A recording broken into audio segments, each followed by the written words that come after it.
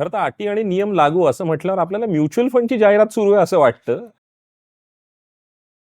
मला असं वाटतं, की मराठी एंटरटेनमेंट हे भारतातलं सगळ्यात जास्त पोटेन्शियल असलेली इंडस्ट्री आहे, हे मला मनापासून वाटतं आणि म्हणून मी इथे काम करतोय.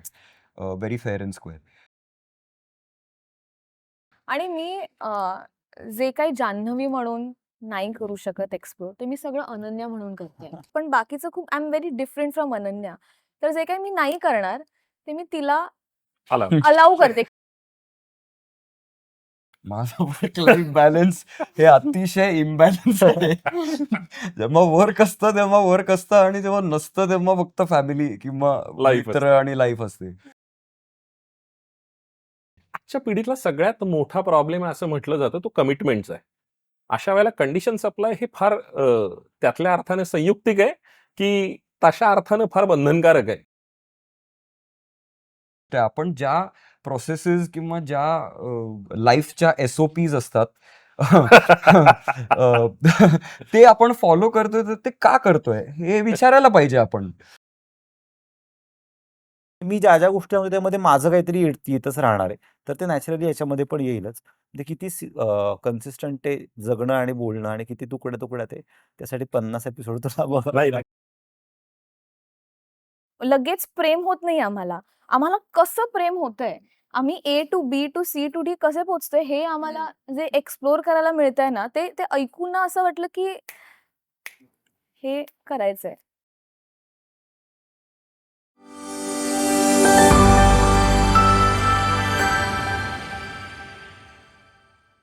खरं तर अटी आणि नियम लागू असं म्हटल्यावर आपल्याला म्युच्युअल फंडची जाहिरात सुरू आहे असं वाटतं. पण नेमकं प्रेमाला कंडिशन सप्लाय असं म्हटल्यावर नेमकं काय काय घडू शकतं या तिघांकडून खरं तर जाणून घेऊया. कारण इतकी इंटरेस्टिंग माणसं आहेत आणि त्यांचा प्रेमाकडे बघण्याचा दृष्टिकोन हा फार वेगळा आहे. त्यांच्या तारखेचा कायम एकमेकांसमोर असणारा गोंधळ होता जो 12 सप्टेंबरचा होता. Yes. दशावतार आणि आरपार एकमेकांना तशा अर्थाने हो. बॉक्स ऑफिसवरचा मस्त. आणि ह्या सगळ्यात आत्ता ज्या वेळेला एक वेगळं रियुनियन तशा अर्थाने आहे हो. आणि त्या सगळ्यातली गंमत भारी आहे असं वाटतंय. खूपच भारी आहे. नाही मी तुला सांगू का? मी हे तेव्हा पण बोललो होतो, कारण तेव्हाच्या इंटरव्ह्यूजमध्ये हे सगळं विचारलं गेलं होतं. मला असं वाटतं, की मराठी एंटरटेनमेंट हे भारतातलं सगळ्यात जास्त पोटेन्शियल असलेली इंडस्ट्री आहे, हे मला मनापासून वाटतं आणि म्हणून मी इथे काम करतोय. Very fair and square. तर जेव्हा दशावतारसारखी फिल्म आणि आरपारसारखी 2 कम्प्लिटली वेगळे फिल्म्स एकत्र येतात, मला आनंद होतो. कारण ऑडियन्स थिएटरला जातं आणि त्यांना व्हरायटी मिळते. जे अमराठी ऑडियन्स आणि आहे आत्ता मला असं वाटतं की त्यातलं खऱ्या अर्थानं 2 हे एकत्र येण्यातलं फ्युजन जी आहे हे मल्टिव्हर्स आहे. म्हणजे हे आरपारचं एक डायलॉग आहे, की मी तुला मॅनिफेस्ट केलंय. तर मी खरंच गौरवला मॅनिफेस्ट केलंय. माझा एक इंटरव्ह्यू होता त्या वेळचा आणि ते म्हणाले, की who do you want to work with? तर मी गौरवचं नाव घेतलं होतं आणि आता हे हो. घडतंय. त्यामुळे येस, येस. येस आणि 24 जून 4 आणि 2 6 6 × 2 12 12 वाह, वाह, वाह. सगळंच जुळतंय त्यामुळे. व्हेरी गौरव, कल्याणीचं लिखाण आणि तुझं असणं कशा अर्थानं ही दोघं तुला दिसली होती पहिल्यांदा? कारण आपण म्हणत असतो की ज्या कॉलेजच्या गोष्टी असतात किंवा ऑफिसमधल्या गोष्टी असतात, आपल्याकडे ना यंग चेहरे नाहीयेत. मग ते येणाऱ्या कमेंट्स आणि बाकीचं सेक्शन ज्या ह्यानी फुल होतं, त्यावेळेला आपण चेहरे नवीन ज्या वेळेला येतात तेव्हा किती स्वीकारतो आणि अर्थात हे मुरलेले चेहरे आहेत, त्यातला गोडवा वेगळा आहे आणि असणारं त्यातलं एक फ्लेवर वेगळा घेऊन येतोस. कशा अर्थाने या सगळ्याकडे बघतोस? हो, म्हणजे कल्याणीने जसं ती गोष्ट लिहिली आहे, जशी ती पात्र लिहिली आहेत अनन्या आणि ऋषीची. तर ती आणि प्रत्येक जसं ॲक्टर वेगळ्या प्रकारे बघतो, तसं डिरेक्टर किंवा लेखक पण त्या पात्रांकडे वेगवेगळ्या प्रकारे बघत असतात. तर ॲज अ डिरेक्टर माझं त्याच्यामधलं जे इंटरप्रिटेशन होतं, तर तेव्हा मला असं वाटत होतं, की मी युगंधरशी बोललो होतो, की आपण सिद्धार्थला एकदा म्हणजे काय होऊ शकतं का? किंवा त्याच्यामुळे तो जेव्हा त्याचं नाव आलं, की तो इंटरेस्टिंग ॲक्टर पण आहे आणि जे मी ऋषीचं कॅरेक्टर बघतोय त्यासाठी तो म्हणजे चांगलं तो करेल असं वाटत होतं. आणि सेम मला कारण मी जान्हवीबरोबर आधी काम पण केलं होतं. तर मला असं वाटलं, की तिच्यामध्ये ते म्हणजे ते जे अनन्या बनण्याची ती जागा आहे तिच्यामध्ये, ती ते चांगलं एक्सप्लोर करेल. आणि दोघांची अभिनयाची स्टाईल पण वेगळी आहे. दोघं जण वेगवेगळ्या प्रकारे कॅरेक्टर्सना अप्रोच करतात किंवा वेगवेगळ्या प्रकारे अभिनयालाच अप्रोच करतात. जे त्या 2 माणसांच्या मध्ये पण आहे. ऋषी आणि अनन्यामध्ये. सो त्यामुळे मला ते दोघं जण असावेत असं वाटत होतं आणि फायनली ते आहेत. माधव ते ऋषी असा जो प्रवास आहे आणि त्यावेळेला ह्या सगळ्या गोष्टी बॅकएंडला कुठेतरी सुरू झाल्या असतील. त्यातल्या दशावतारातला एक वेगळ्या अर्थाचा परकाया प्रवेश वगैरे वगैरे सगळं आहे. पण तुझा त्या सगळ्याकडे खूप बारकाईने बघणारा तू आहेस सिद्धार्थ. म्हणजे तू अगदी त्याचे लेयर वेगवेगळे काढून म्हणजे ज्यावेळेला गुरु ठाकूरशी बोलणं झालं होतं त्यावेळेला दशावतारासाठी तू किती मेहनत घेतली होतीस हे गुरुने आवर्जून सांगितलं होतं.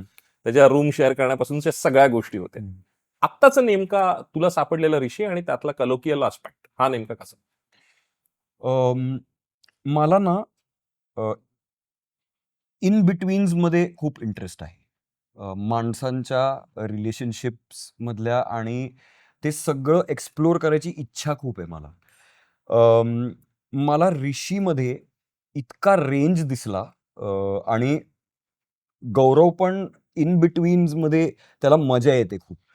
तर हा जो ऋषी आहे जो कोल्हापूरचा आहे, जो एक 8 वर्ष घरातून बाहेर पडलाय आणि तो काहीतरी करू पाहतोय.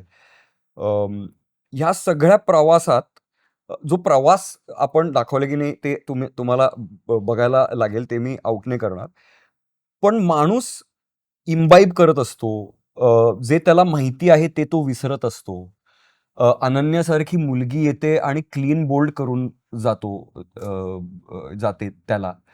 तर त्या सगळ्या ह्याच्यात काय वर येतंय, कोणतं इमोशन वर येतंय आणि त्याचं क्राफ्टिंग ह्याच्या हातात किंवा सुबोधच्या हातात किंवा कुठल्याही दिग्दर्शकाच्या हातात ते देणं आणि एक पपेट सारखं वावरणं ह्याच्यामध्ये मला खूप रस आहे. मला मजा येते आणि त्याच्यामुळे ती गोष्ट वेगळी वाटते किंवा वेगळी वाटत असावी असं मला वाटते, कारण ते खूप पर्सनल होतं. आपण कुठल्याही पात्राला एका बॉक्समध्ये नाही टाकत की ओके हा इकडचा आहे म्हणजे हा असाच बोलेल, हा इकडचा आहे म्हणजे हा असा चालेल. Characters surprise you. मी मोहित टाकळकर बरोबर काम करत असताना एक नाटक करत होतो. तर एकदा तो हे मला बोलला होता. तो म्हणला, "सिद्धार्थ, तू अलाव कर तुझ्या पात्रांना टू सरप्राईज यू."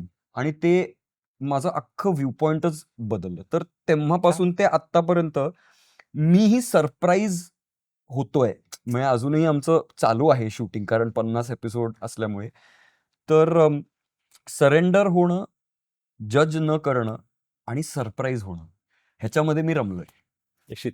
जान्हवी, या सगळ्यातली अनन्या तुला कधी भेटली? तुला नेमकं त्यातलं काय भावलं? आणि आरपार मधली दिसणारी तू आणि new kid on the block असं ज्या वेळेला होतं आणि ओ हो हो असं झाल्यानंतर ती ह्याच्यात येते. ह्या सगळ्याकडे जान्हवी उदय ह्याचा खऱ्या अर्थाने उदय कसा? हो, हो. मी म्हणजे जेव्हा मला अनन्याची पण मी ब्रीफिंग आलेली, जेव्हा गौरवने मला सांगितलेलं, ती आहे शी व्हॅल्यूज पीपल अ लॉट हे मला ते कळलेलं. तर ते मी एक आहे ना, ते तिथून घेतलेलं, की शी व्हॅल्यूज पीपल अ लॉट आणि जे काही नंतर ते कॉम्प्लेक्सिटीज होतात ऋषीबरोबर किंवा काय, तर ते खूप अ, ते एक्सप्लोर करायला मला खूप मज्जा येत गेली आहे. राइट? सो मी प्रश्नच विसरलो.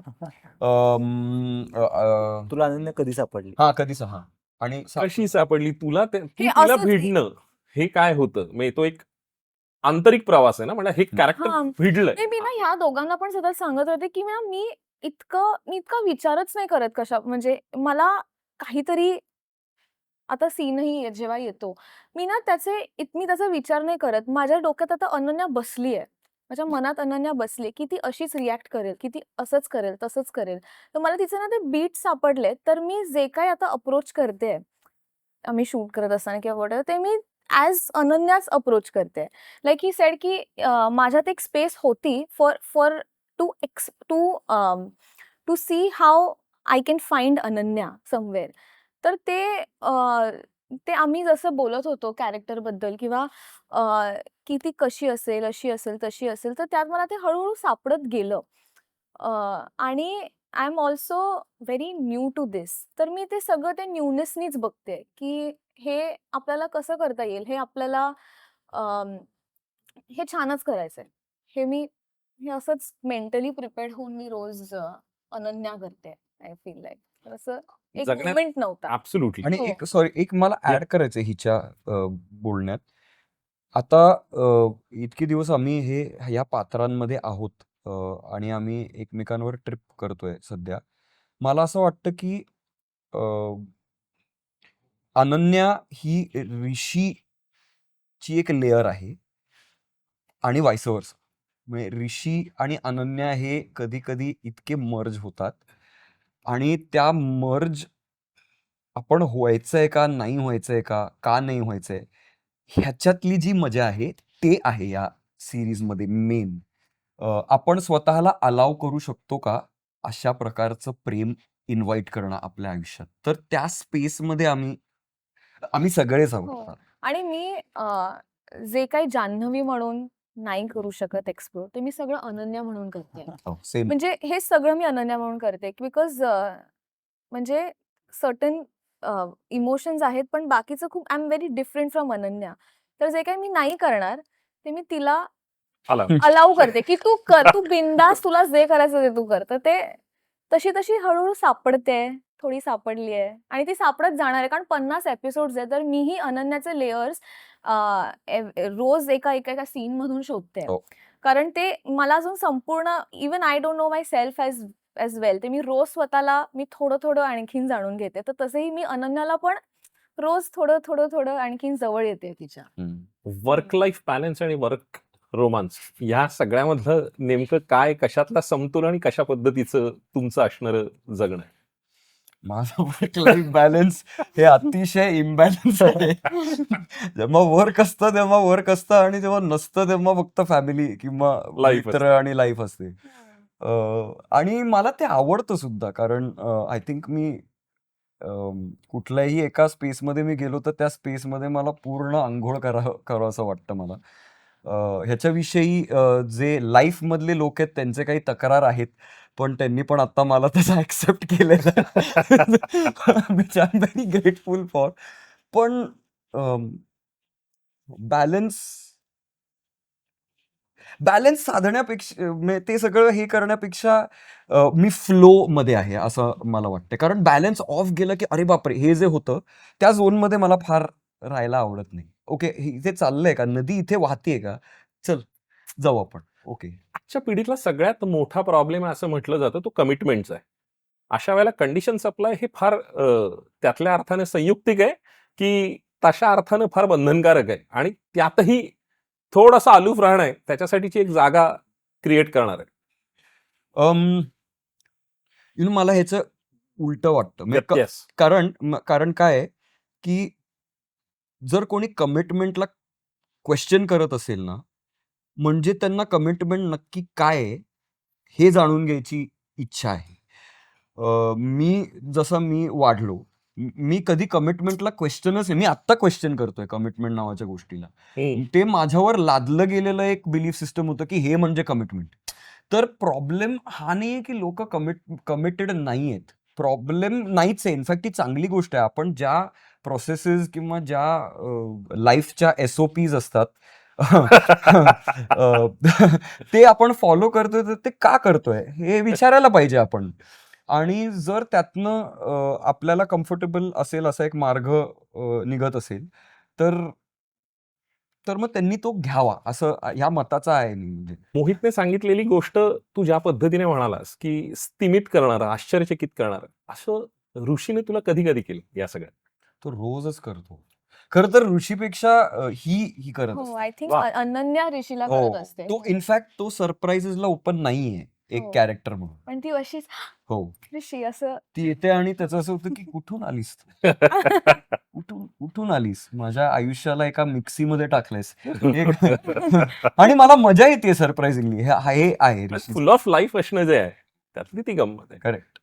ह्या सगळ्यातला फॉर्मॅट आणि असणारं एक अनसेड प्रेशर असतं ना, की हे वर्क होणं, मग त्याच्यानंतरचा एपिसोड, मग त्यानंतरचे हुक पॉइंट्स, या सगळ्या गोष्टींमध्ये तू कशा अर्थाने डील केलेस? नाही, मी डील करतोय. करतोय आम्ही deal. सगळेच करतो. मी आता ते जस्ट डील करून इथे आले आणि हे झालं, परत तेच डील करायला जाणार आहे.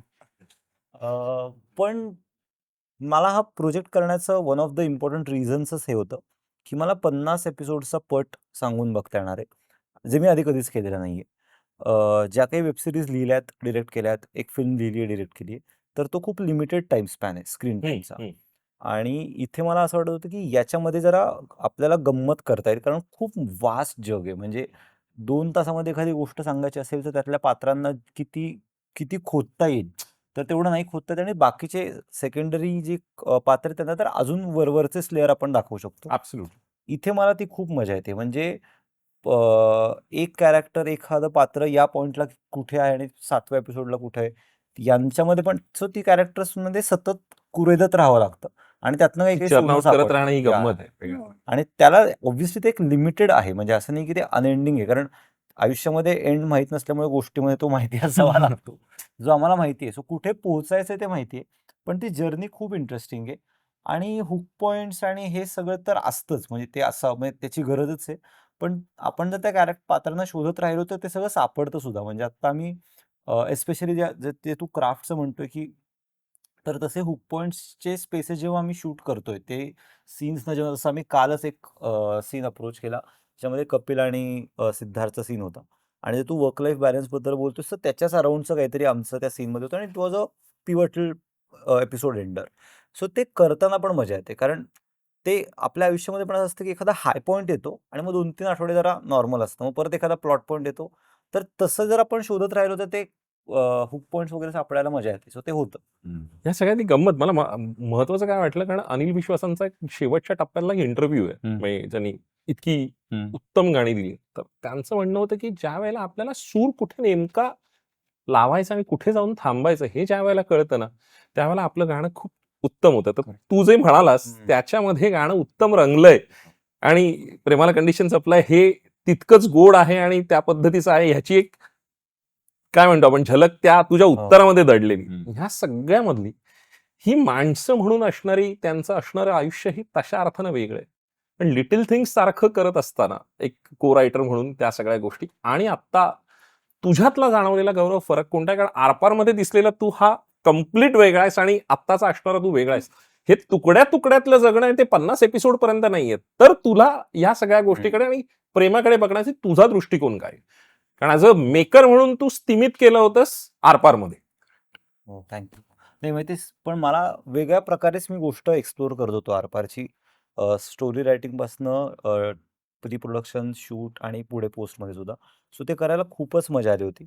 आणि मला वाटतं की सिनेमा हा लार्जर दॅन लाईफ एक्सपिरियन्स आहे. म्हणजे एक प्रेक्षक म्हणून लहानपणापासून मला तो तसा वाटतो की तो एका मोठ्या पडद्यावर बघायचा, त्याला चंदेरी दुनिया किंवा हे जे म्हणतो तो लार्जर दॅन लाईफ एक्सपिरियन्स असण्यासाठीचंच ते माध्यम आहे.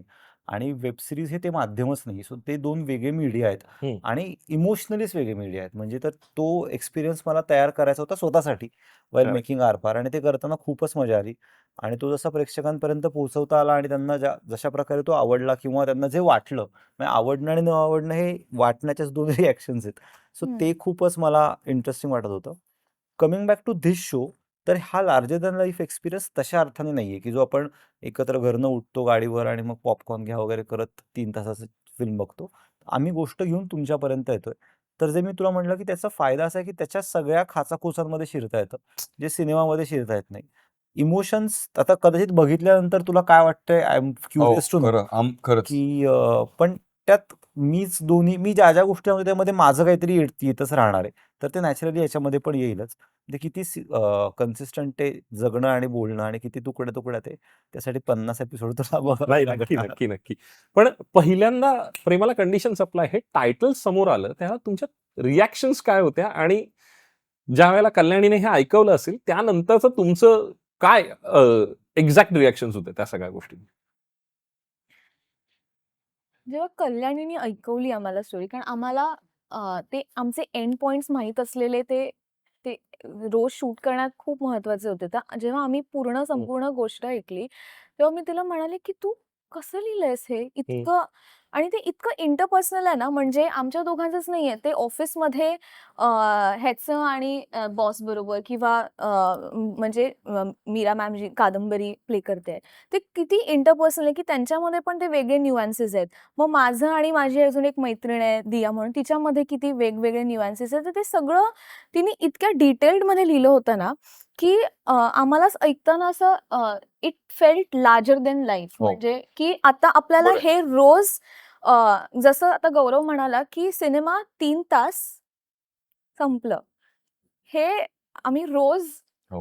रोज जगतोय हो. आणि लगेच प्रेम होत नाही आम्हाला. आम्हाला कसं प्रेम होतंय, आम्ही A to B to C to D कसे पोहोचतोय हे आम्हाला जे एक्सप्लोर करायला मिळतंय ना, ते ते ऐकून ना असं वाटलं, की हे करायचंय. मला ह्यातलं जे स्टार्क मी पहिल्यांदा जेव्हा पहिलं एक एक एक सीन मी वाचला ना, तेव्हा मला असं झालं की हे रायटिंग वेगळं आहे. ह्यातनं मला गोष्टी काढता येत आहेत. आम्हाला गोष्टी काढता येणार आहेत. जे रिअलिस्टिक बोलणं आहे, जसे आपण बोलतो, त्यातनं एक हायटन्ड रियालिटी करून एक ॲस्पिरेशनल व्हॅल्यू आपण क्रिएट करू वाह! शकतो या कपलचं. हे पोटेन्शियल मला दिसलं. आणि गौरव तितकी जागा देतो देतो. आम्हाला टू हॅव दॅट हायटेंड, हो. म्हणजे to make it as lively as possible. म्हणजे आम्ही ते खूप बोलून छान एक त्याचा एक फ्लो तयार करतो. हो. अ, प्रेम हे हायटन्ड इमोशनच आहे ना, त्यामुळे ते Absolutely. नॅचरली ते मर्जच होत आहे. म्हणजे मग हम्म. त्यात एक कॉर्पोरेट ऑफिस म्हणलं की त्याचा हायटन्डपणा कमी होईल, जास्त होईल, ह्या सगळ्या गोष्टी आहेत. नाही पण तेच म्हणजे आपल्याला काही वाचल्यावर जे बटरफ्लायज येतात हो. ना, ते आम्हाला ऐकून वाचून ते बटरफ्लायज आले आले. किंवा ते नाव आपल्याला फर्स्ट लव्ह जे आपण हो. म्हणतो, की तसं पोटात असं काहीतरी होतं. ते आम्हाला ऐकून, वाचून, नाव जेव्हा आम्हाला कळालं, ते सगळं झालं तर ते एक ऑडियन्स म्हणून you will be Absolutely. Hopeful in मोठी लव्ह गोष्ट. Once you watch us. निश्चित. या सगळ्यात ऋषी आणि अनन्यासाठी एक क्विक एका शब्दात उत्तर द्यायचं चला. अशा पद्धतीचं एक. ओके. सर्वात आधी मेसेज कोण करेल? आनंद. अनन्या. डेटला उशीर कोण करेल? अनन्या. सर्वात जास्त सेल्फी कोण काढेल? अनन्या. भांडण झाल्यावर आधी सॉरी कोण म्हणेल? श्रीशी. गुपित जास्त काळ स्वतःच्या पोटात कोण ठेवू शकेल? ऑफिसमध्ये पकडली जाण्याची शक्यता कोणाची जास्त आहे? अनन्या. रिलेशनशिप स्टेटस लपवून ठेवणार कोण आहे तुमच्या? रेड फ्लॅग की ग्रीन फ्लॅग? पार्टनरचा फोन चेक करणं? Red flag. Red flag. ऑफिसमध्ये एक्स सोबत काम करणं? ग्रीन. Green flag. दररोज व्हिडिओ कॉल? अग्री. हो म्हणजे हो छानच आहे ना बोलणं रोज. सोशल मीडियावर रिलेशनशिप स्टेटस डिक्लेअर करणं? जर नको हवं असेल तर रेड फ्लॅग, जर हवं असेल तर ग्रीन. त्याला त्याला ग्रीन सगळे करायचं. कामाला प्रेमापेक्षा अधिक थोडंसं एक झुकतं माप, प्राधान्य देणं, प्रायोरिटीवर असणं?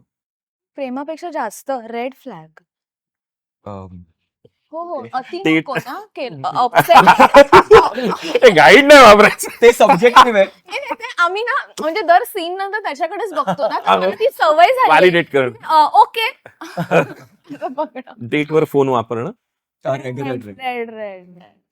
ऑफिसमध्ये मी थोडंसं फन एलिमेंट Yes. जर आणला, इफ या कॅटेगरीमध्ये ऑफिसमध्ये प्रेम करण्यास परवानगी असती तर कथा नेमकी कशी बदलली असती? संपली असती 10 एपिसोड मध्ये. मी तर म्हणते 5. 5. या सगळ्यात बॉसने पकडलंय तर तर 24 जूनला तुमच्या पात्राला इंस्टाग्राम रील बनवायची असेल तर नेमकं कशावर बनवेल? ऋषी कशावर आणि अनन्या कशावर? ऋषी प्रोफेशनल, त्याच्या प्रोफेशनशी निगडीतच तो बनेल. ओके. आय थिंक अनन्या आज मी काय केलं असं काहीतरी डेली व्लॉग. व्लॉग असे बनवतात तसं काहीतरी करेल. पात्राचा जर व्हॉट्सअप बायो असेल तर तो नेमका काय असेल? द फिअर काय ते वाक्य? The fear in you describes who you are. Okay. मैं अपनी फेवरेट हूँ. मैं अपनी favorite हूं. ओके. सिद्धार्थ, तुझ्यासाठी रॅपिड फायर.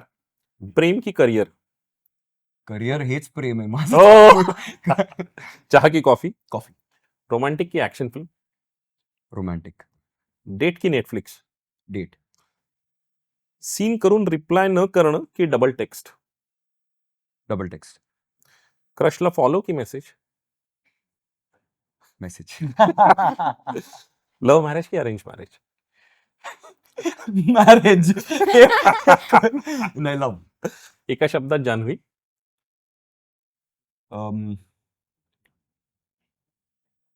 एका शब्दात थांब. एका शब्द मला action सुचतंय.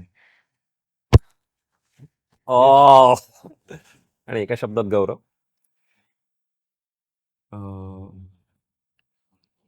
One of the best. हे एक शब्द असेल तर वन ऑफ द बेस्ट. आणि प्रेमाला कंडिशन सप्लाय एका शब्दात? कसं असेल एक एक शब्द? प्रेमाला कंडिशन अप्लाय एक शब्द ऋषी अनन्या. हे एक शब्द आहे. जान्हवी, फर्स्ट मूव काय कोणी करावं रिलेशनशिप मध्ये? ज्यांना अतिप्रेम असेल त्यांनी करावं. हो. कॉफी डेट की लॉंग ड्राईव्ह? दोन्ही बोलू शकते का मी? Coffee date. Coffee date. तुला हो. ड्राईव्ह करायला आवडतं ना पण? मला ड्राईव्ह करायला आवडतं, पण डेटवर असेल तर त्यांनी ड्राईव्ह करावं. ओके. हो.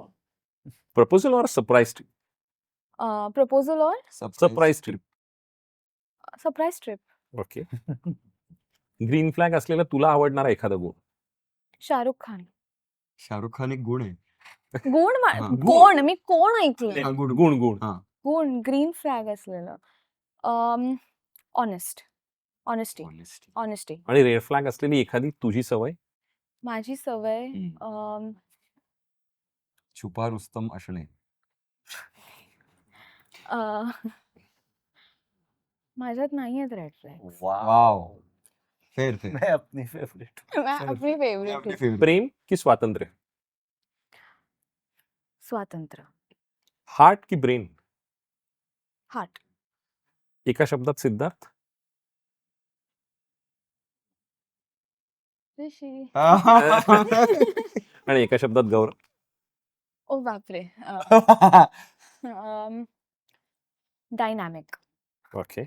आणि एका शब्दात सिरीज? प्लीज बघा. आय थिंक मला असं वाटतं की कंपेल टू वॉच असं अशा झोन मध्ये असेल. हो. गौरव, Yeah.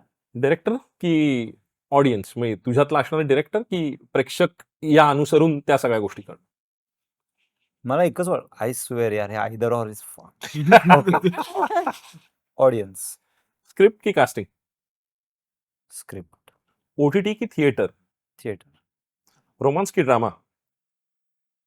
सेमच आहे, मे विदाउट ड्रामा Yes. बट या परफेक्ट शॉट की परफेक्ट परफॉर्मन्स? Perfect performance. सर्वात कठीण सीन या सिरीज मधला? कठीण सीन यायचा आहे, आजच आहे ह्याच्यानंतर. आणि सर्वात भावनिक क्षण या सिरीज मधला तुझ्यासाठी? एक याचा आणि याच्या मित्राचा एक सीन आहे. तर जेव्हा तो पण म्हणजे I can't again tell, but तेव्हा मी खूप इमोशनल झालो होतो. आणि दुसरा एक सीन आहे जो तिचा आणि तिच्या आईचा आहे. तर त्या सीनच्या वेळेला पण मी खूप असे 2 सीन सांगतो मी. एक is too hard. Siddharth, one word? Earnest. He is a very earnest actor. Janhvi? I think काहीतरी ब्लिस इज द वर्ड. आणि मालिका का बघावी 5 शब्दात? अरे थँक्यू. मी मोजेन. 5.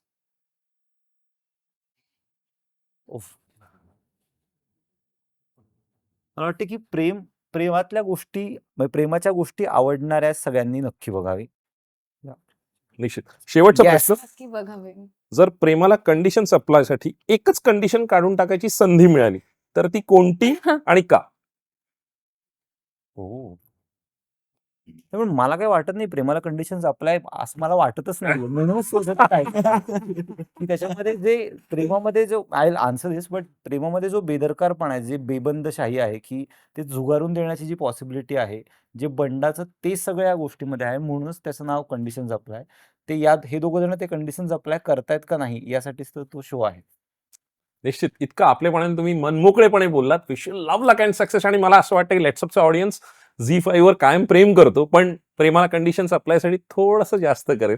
कारण कंडिशन्स Sure. अप्लाय असलं तरी त्याच्यासाठी कंडिशन्स तुम्ही घेऊन येणार नाहीयेत आणि तुमचं प्रेम तसंच तितकंच बेदरकार, तितकंच मोकळं आणि ते मुक्तछंदातल्या कवितेसारखं, सॉनेट सारखं असावं. Thank you wish so you love luck and success sir. Thank thank you so much. आणि थँक्यू श्वेता आणि कृतिका.